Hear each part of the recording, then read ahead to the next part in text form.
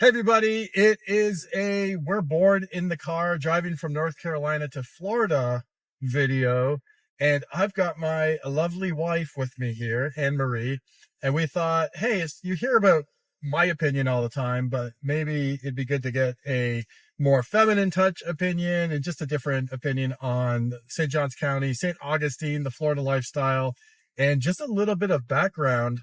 If you guys know, if you've heard me say out and about, I'm originally from Canada. I'm American now, but been in the States since about 98. We've been in Florida for how long? So, yeah, we were trying to figure that out. I think it's 11 years. Yeah, so we're in our 12th year, I think, right? So. We went past the 11-year mark. We're in our 12th year. And so, AnnMarie, why don't you share where you're from originally? Originally, I'm from upstate New York. Yeah. So both of us have experience with snow and cold and seasons. Tell me about seasons. Yeah, I miss seasons. Everyone who lives in like our area, like Jacksonville area, says we have seasons, but it's like who says that? A lot of everyone. Really? Anyway. Well, yeah, you do hear that. Well, North Florida's like Florida, but with seasons. Anyway, it's more like hot, not hot, and hot again, right? Like that's not really seasonal, but whatever. It gets a little cold, but you know, the leaves changing is more like green, brown, green. Anyway, right? Is that right? Yeah, I miss real seasons, but you know, What are you gonna do? All right, fair enough. So, already getting into the opinions, already get to some stuff maybe you haven't thought about, but yeah, we moved. Let's see, 98. We met. You don't need all the story right now. Unless you want to put in the comments, love story. To learn about how we met and all that. But we met in North Carolina. We've lived in Ohio. We got married in Ohio. We've lived in Connecticut together. We've lived in Africa together. And we have lived in North Carolina. Did I say North Carolina? Okay. North Carolina together. And we met in North Carolina. And I see. Yeah. And then we back in North Carolina. And we lived in Africa. And we've been in Florida in St. Augustine, St. Johns County for about in our 12th year right now. Yeah. So I figured as Northerners, I would start with if you guys are up north or even out west, whatever, moving to Florida. AnnMarie, I call her AM. What are some things that surprised you about Florida? Maybe some things you didn't expect. One thing I wasn't expecting, or not maybe expecting to do that we don't do, is we don't really go to the beach much. We live about 10 minutes from the closest beach access, and it's a nice beach and it's really pretty. We just don't go that much. And especially now that the kids are older, we don't go. And I would go just to hang out with a book, but that's really boring for him. So, he needs to be entertained and, like do things. So, yeah, that was one thing that you just assume you live 10 minutes from the ocean, from a very pretty beach. You go and it just doesn't happen. I don't know. Yeah. Well, and I see that, when I'm helping people buy houses down here, all the time, I want to live 10 minutes from the beach. I want to live 15 minutes from the beach. That's Nocatee over, say, Shearwater or something, because, being closer to the beach. Being close to the beach is awesome, but, and there are people that come and go to the beach all the time. Yeah. But there is a good amount of people that, just like us, we're like, yeah, we're going to want to be close to the beach. Man, people come here for vacation. We're on vacation all the time. Well, a lot of times the neighborhood pools are really cool. And it's just fun to hang out in the neighborhood. So don't go to the beach as much. And then sometimes life gets in the way, or it's too hot, or it's too cold. Yeah. And so it's mostly too hot, but yeah. And then, when you live here, you're like doing life, right? So it's not like you're on vacation to have, like, you have time, like you're on vacation to do that kind of stuff. So right. It's harder, Sure. And then just on the book and entertainment thing, I will say our kids are like 18 and 20 now, but, back in the day, going to the beach was super relaxing for one of us. She could read a book and hang out. And then the other one, is the one that's like playing with the kids, throwing them in the water. Someone doesn't really like the water so much. Listen, price you pay for being the fun parent. So, and I enjoyed the sandcastle stage and, all that kind of stuff. Yeah. But, it wasn't reading a book, experience for me for the most part. That's fair. That's fair. But, yeah, that's a good one. I'll share one is on the positive side. I thought we were going to see I thought snakes just fell out of trees. I thought there was gators crawling out of all the ponds. If you walked a little dog, your dog was getting eaten by a gator. That's funny. Swept down by a hawk or something. I think I had a little in my mind, Florida was a little more Australia than it is. In Australia, everything kills you. In Florida, maybe 50% of the things kill you. But we've seen what, in 12 years, we've seen a dozen snakes or so. Yeah, maybe. And most of them are black snakes, which aren't venomous. So yeah, I mean, we've seen, one thing surprised me when you buy a new construction house, sometimes in the first year or so, once in a while, you see a little scorpion. Oh, the scorpions. That freaked us out. What? Nobody told us about scorpions. Yeah, that's actually a good one. Yeah, scorpions. I didn't know they were around, but we found them in the house. We found them in the pool. Oh yeah, when we first put the pool in. That was new. Yeah, when we first built the house, we found a couple in that one bathroom. Yes. And when we in first the built garbage the pool, can, we found a live scorpion in the garbage can in the bathroom. That's right. And we found in the pool a couple dead ones. Yeah. So maybe it's to do with when you're digging and disrupting something, they find their way in. I don't know. I don't know how they got in. We probably had 4, 2 in the house, 2 in the pool, and that was just when they were first. The house was first built or the pool was first done. Yeah. So. And hurricanes too. You've kind of you thought you were going to be consumed with hurricane management, and it's just not, especially living in Jacksonville, the way that the topography and how it's what Florida looks like. Jacksonville's kind of tucked in a little bit. So it's really not that consumed with hurricane management at all. Do you remember the big 2 that we've been through when we were in Greenleaf Village was Matthew and Irma? Irma, yeah. You remember when Matthew came through, and we kind of dragged our feet, and then we had some friends that were like, you need to get out, you need to go inland. And what do we know? We're Northerners, and everyone in the neighborhood was from somewhere else. Everyone was from New York, New Jersey, Canada, wherever. No one was from Florida in there. And so this is our first big hurricane came in that neighborhood. And I remember the people that had storm shutters, everyone's doing the work, putting up their storm shutters. Everyone's getting out of town. Everyone's trying to find hotels. We took off for Gainesville in the middle of the state somewhere. And, it just wasn't. It wasn't anything. Yeah. I mean, at least not where we live. Right. Yeah.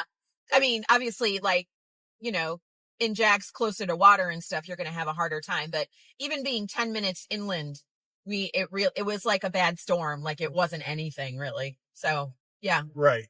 And so fast forward a couple of years, the next big hurricane comes, Irma, and ain't nobody putting up storm shutters. Nobody's getting out of town. We were veterans now. We were past the rookie phase, and I'm not telling you not to take hurricanes seriously. Of course, a Cat 5 could hit Jacksonville. We don't know what's going to happen, but it was kind of a nothing thing. Yeah. Well, I remember I didn't prune our lime tree, and it fell down, and we picked it back up, and it was great. It still produced limes, and funny. So that was good. Forgot about that. We've had was it Dorian threatened us, and it just kind of sat there, and it shut down the concrete plant, so our pool was delayed a couple weeks. That's right. Such hardship. Poor us. And then the last, what's the one that hit Fort Myers a couple of years ago when our son was at college in Fort Myers? I don't remember the name of that. I can't remember the name of it. Was it Michael or something? I don't remember. Anyways, it came through, and it came across Orlando, and it came across Central Florida, and went out in the ocean. And then it was Jacksonville area was a stinky kid in middle school, and the hurricane was a really hot girl.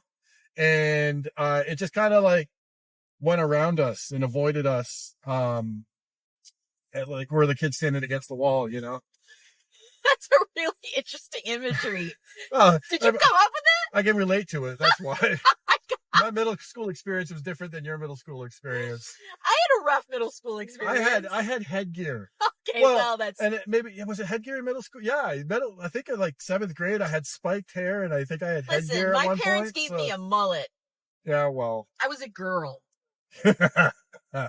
Anyways, yeah, you had unfortunate hair in 6th, 7th grade, because you didn't take care of it. You just got to get through middle school. Just got to get through it. Your parents said you didn't take care of it, right? Yeah, well, whatever.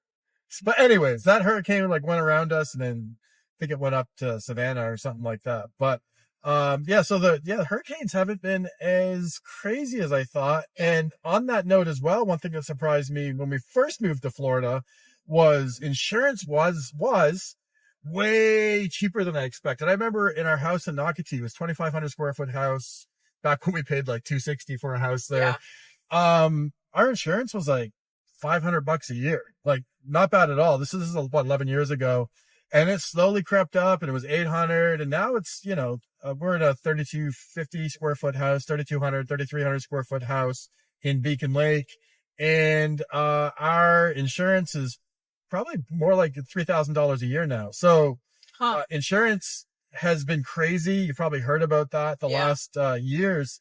And largely, and I know I've shared about this on other videos, it's largely due to like a problem with, roofing companies. Not all roofing companies, but a lot of roofing companies that were just kind of shady and knocking on doors and being like, hey, we can get you, a storm came through or something. It's like, let's go check your roof. If we can find this much damage, we'll get you a free roof.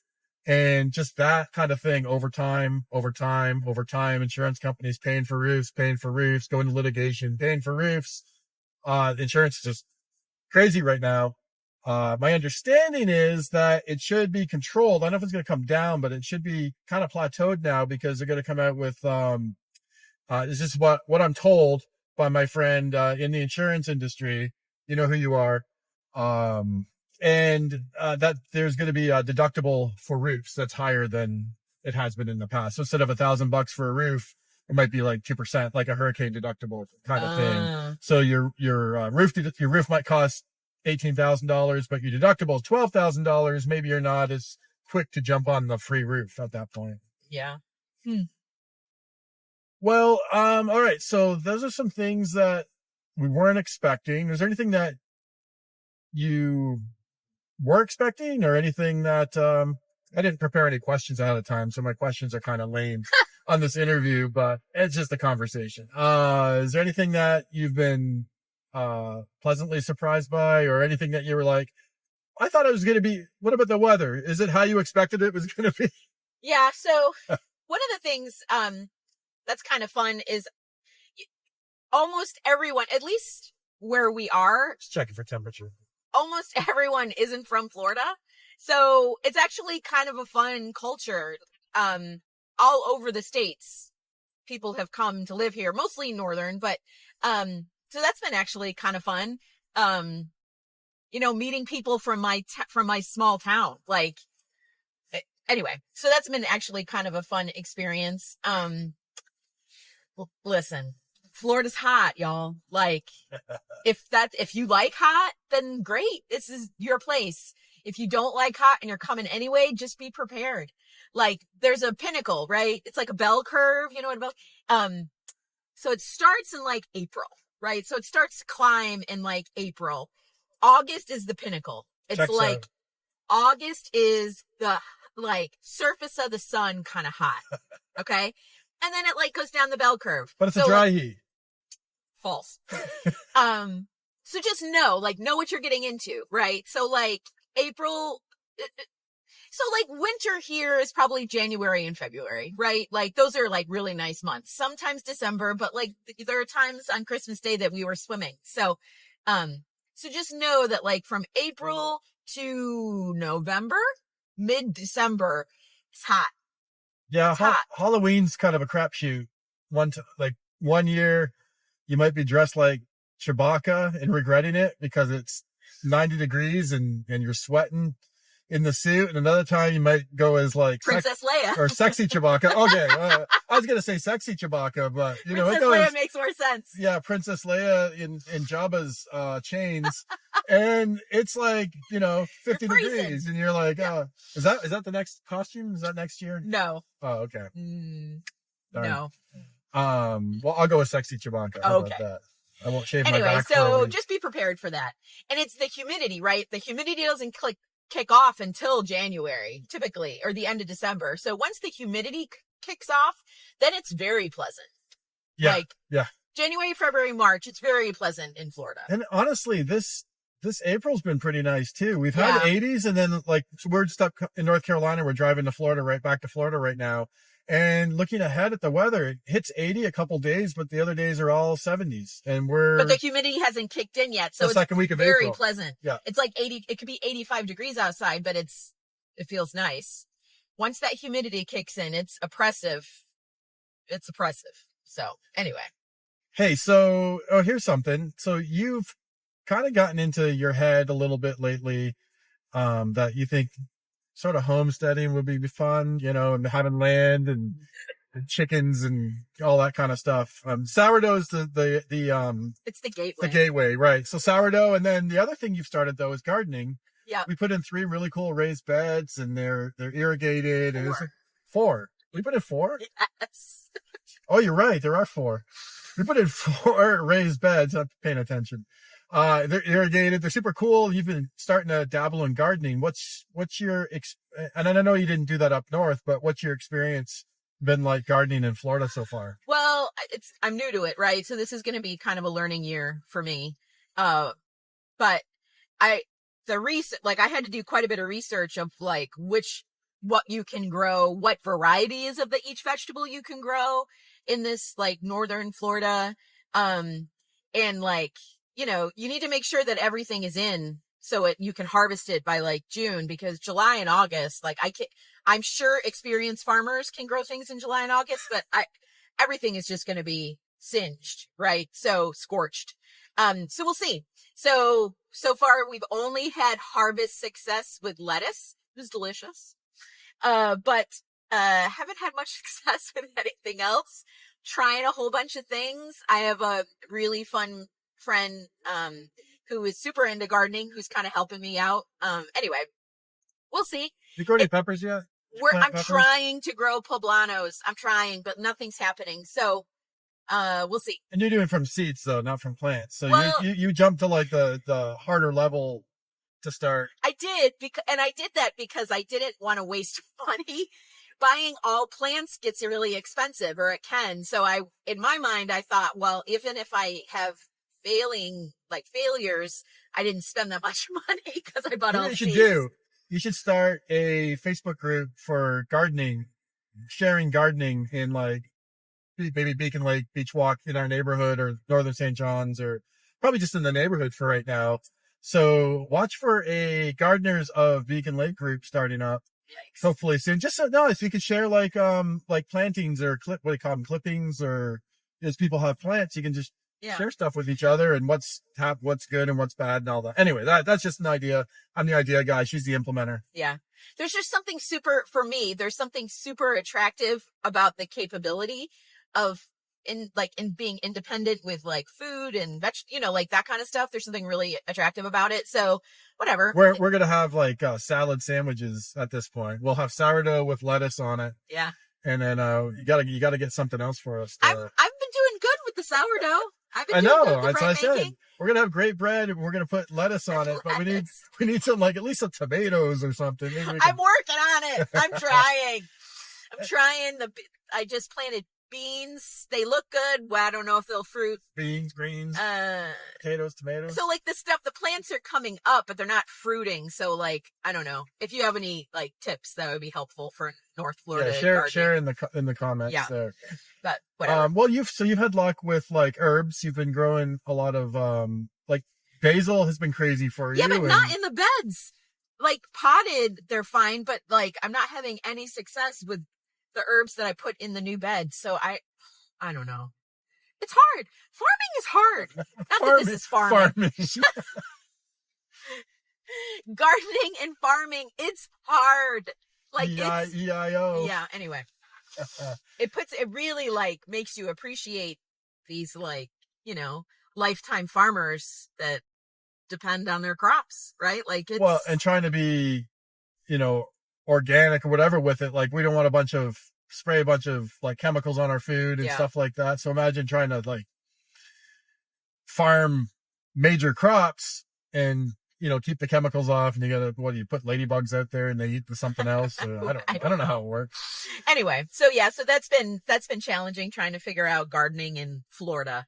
And even, I mean, in North Florida, it's much easier. Like, if you're good at it, I've seen people like Reels and stuff who like can farm 10 out of 12 months. Like, really, they don't do anything like in July and August, but then can produce all the rest of the time. That's impressive. I don't know how they do it, but it's a lot of work, you know. Cool. A lot of trial and error. Awesome. Well, I was also thinking, so our kids now are 20 and 18. Our 20-year-old is pursuing some trade stuff, and our 18-year-old's graduating from Nice High School this year and headed off to SCAD, Savannah College of Art and Design, in September.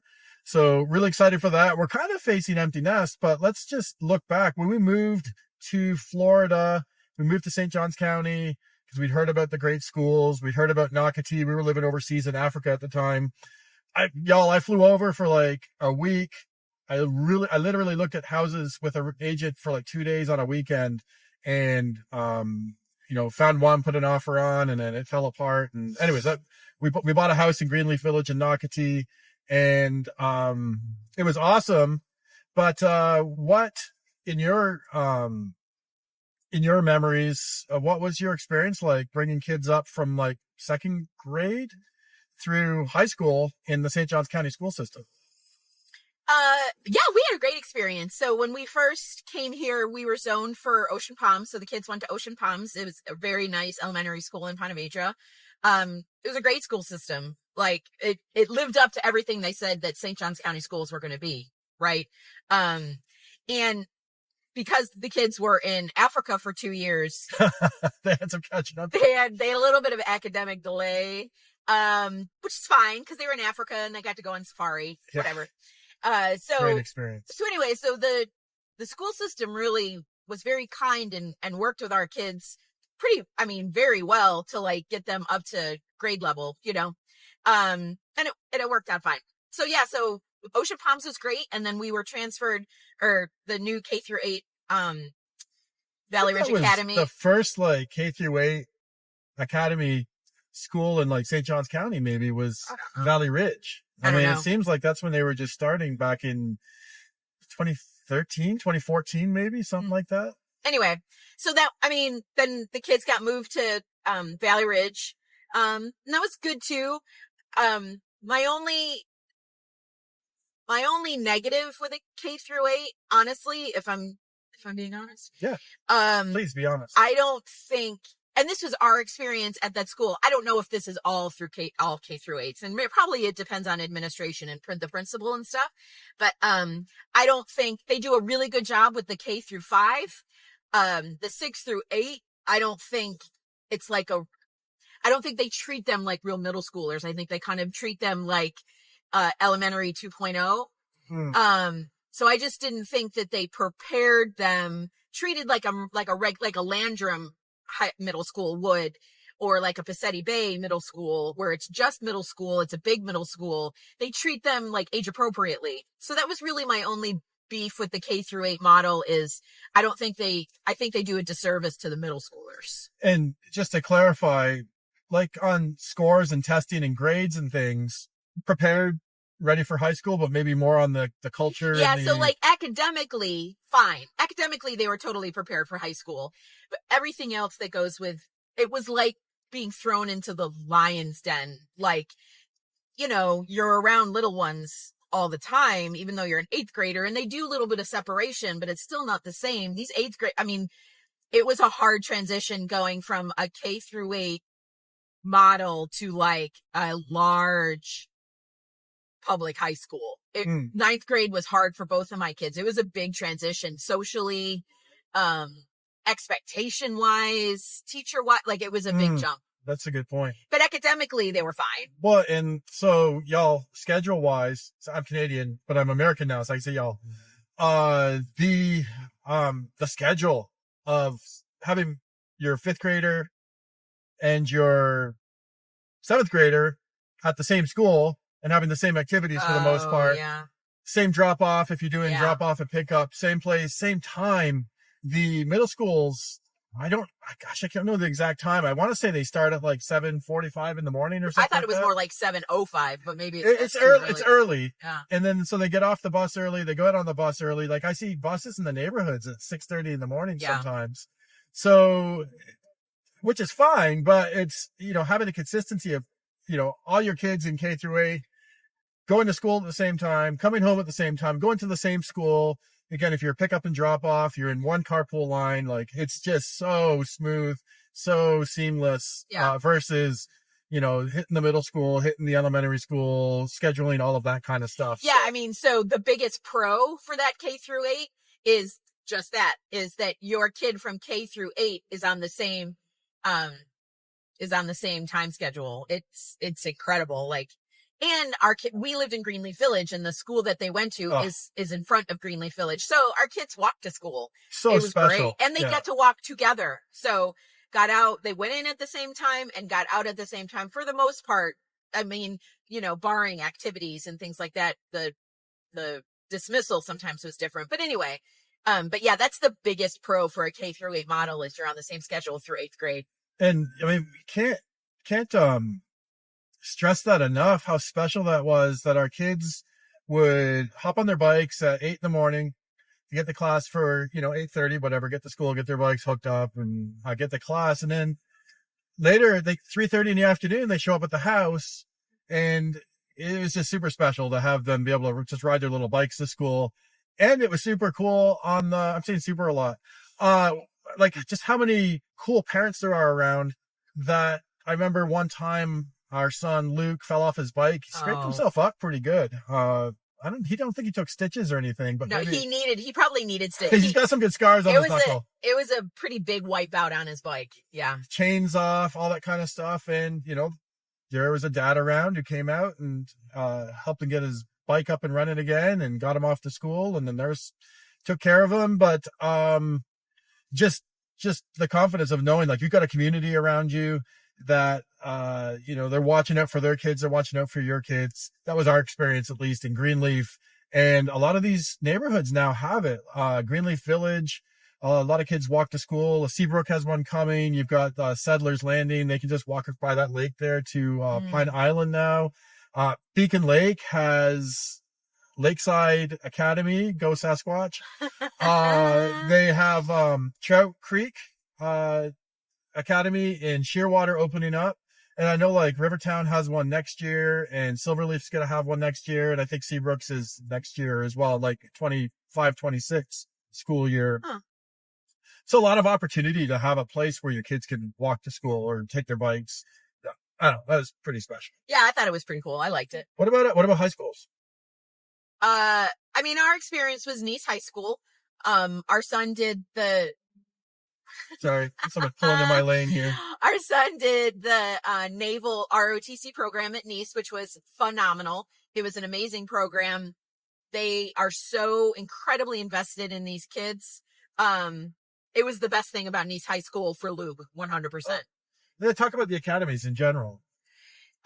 So I didn't grow up with this. This was new to me. Academies, just to confuse you, K through 8s are called academies, and then our high schools have academies too. So just to confuse everybody. So every public high school in the area has like academy specialties, and there's usually like 3 or 4 per school, and they're all different depending on the school you go to. So Nice had Naval ROTC, has hospitality and tourism, has communications, engineering, some kind of engineering. I can't remember what kind. I think, and maybe one more, but I can't remember. IB. Oh, IB, yeah. And RTC, right? I just said that. Oh, okay. Anyway, so communications. I said that too. Anyway, so our son did the Naval ROTC, like fantastic experience. And then my daughter, she is into art, digital design, all that kind of stuff. So she was able to get into the Nice Communications Academy on the digital design end. You can either do TV production or digital design. And it's been fantastic because it's kind of solidified, oh yes, this is what I want to do. And it's usually like 1 or 2 classes, like specialty classes that are for that per academy, right? And then you can be involved as you want, really. And ROTC is probably different than the other ones. They have like special teams involved in ROTC too, so you can be super involved in that. Anyway, so that's actually been a kind of a cool experience for it to be like career, Oriented. Yeah, sure. Or discovery. Introducing to like specific careers. Like, so I know, the Beachwalk High School Beachside has like a vet academy. That's really cool. And logistics, which is a huge industry now. Yeah. And I think Ponte Vedra High School, they have like biomedical, they have marketing. International marketing. Yeah. So anyway, so like each high school, and that's another thing, like you could just go to the high school you're zoned for, but you can apply into an academy at any high school that you're not zoned for in the area, which is cool too. So if your kid's interested in being a vet, you can apply into the vet academy at Beachside, which is neat. And then the only drawback is, like, if you're zoned for the school, it's busing. If you get into a school that you're not zoned for, you have to provide your own transportation. So really, sorry, go ahead. So that's really like the only drawback. But if it's something that the kid wants to do, and if you have the it's actually a really cool flexibility opportunity, right? And then you have to have, it's like one elective into your schedule, right? And then all the other things that you have to do. Anyway. So, hot tip. Officially, getting into an academy is a lottery. Yes. Like, it's totally random. Officially.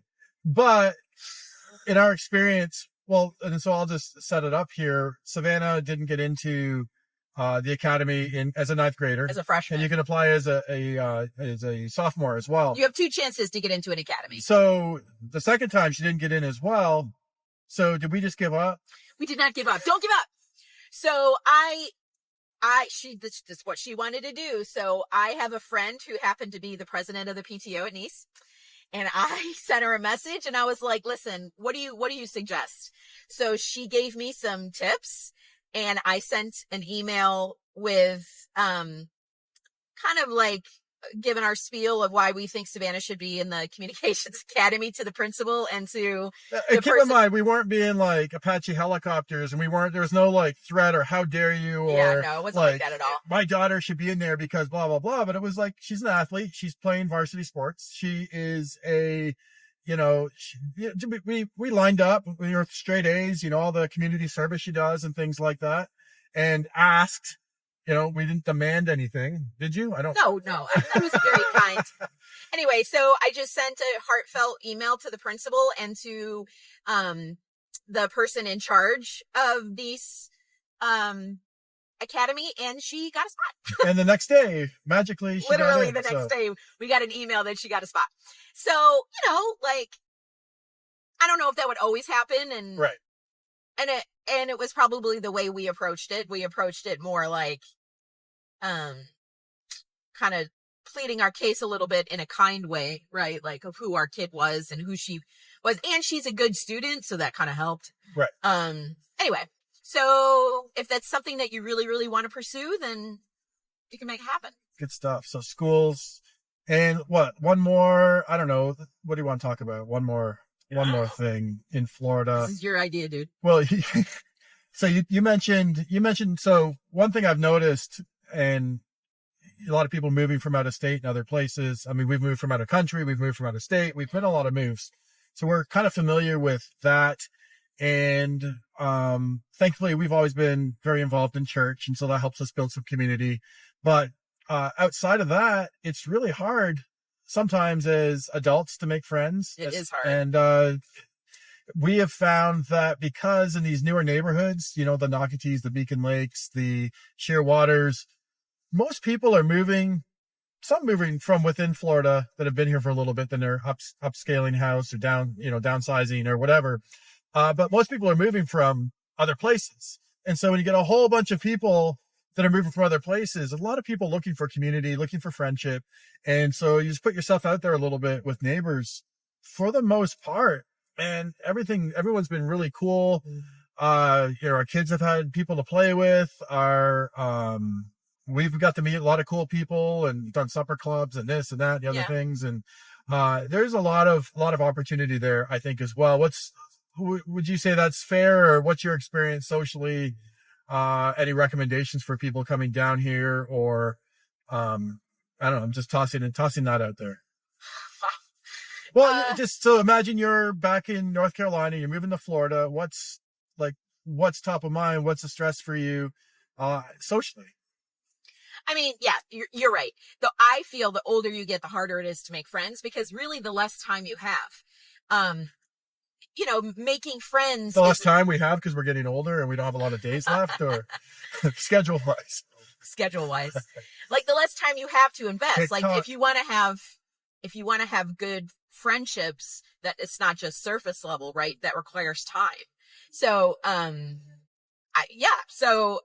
mean, I guess one of the benefits of living in a semi-transient community, which maybe transient isn't a good word. Maybe it's more like transplants. Okay. Transplants/transient, is that everyone is looking for community all at the same time, right? So like Austin said, if you're at all engaged in your community, or like a community Facebook page, where sometimes that can be kind of tricky, but the goal of a community Facebook page is to help out your neighbors, for community building, right? So when it's used for that, it's actually a really good tool to meet people and to set up play dates and a gardening page. A gardening page. Good night.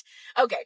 So anyway, so I would say get involved in your neighborhood Facebook page, because they all have them.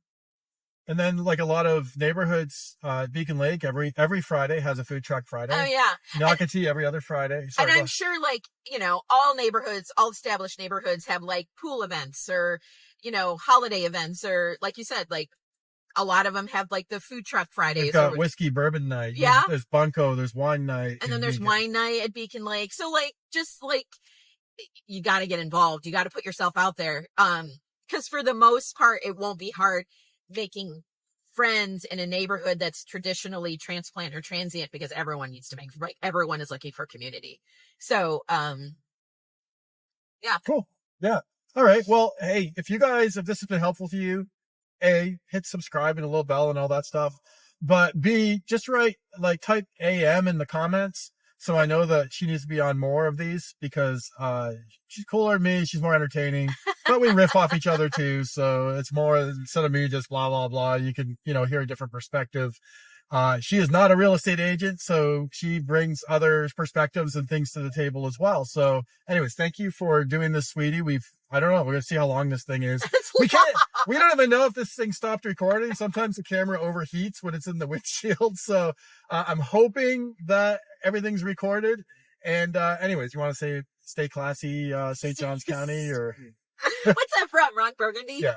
Stay classy, St. Johns County. All right. Bye, everybody.